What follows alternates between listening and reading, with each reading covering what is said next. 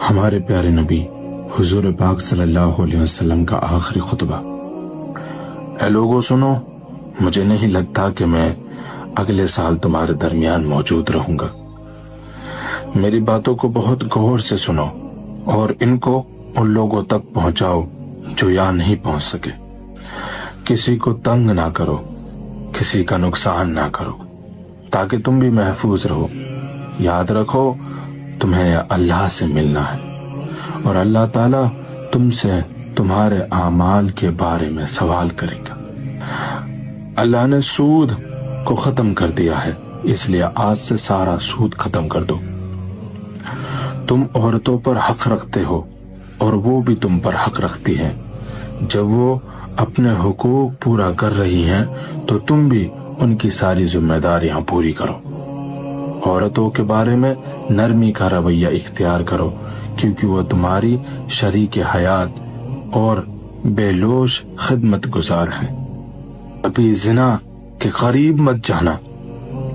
لوگوں میری بات غور سے سنو، صرف اللہ کی عبادت کرو، 5 فرض نمازیں پوری کرو، رمضان کے روزے رکھو، زکوٰۃ ادا کرتے رہو، اگر استطاعت ہو تو حج کرو۔ ہر مسلمان دوسرے مسلمان کا بھائی ہے۔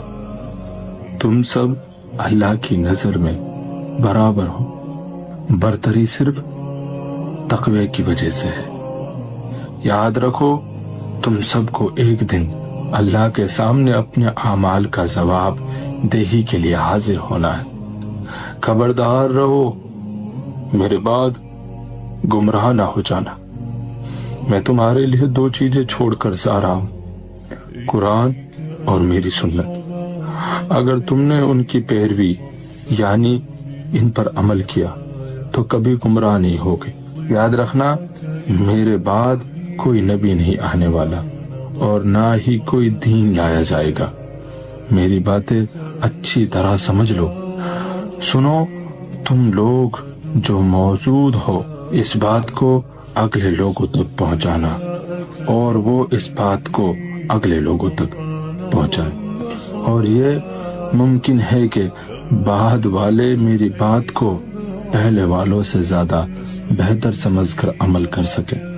پھر آپ نے آسمان کی طرف اپنا مبارک چہرہ اٹھایا اور کہا، اے اللہ گواہ رہنا، میں نے تیرا پیغام تیرے بندوں تک پہنچا دیا۔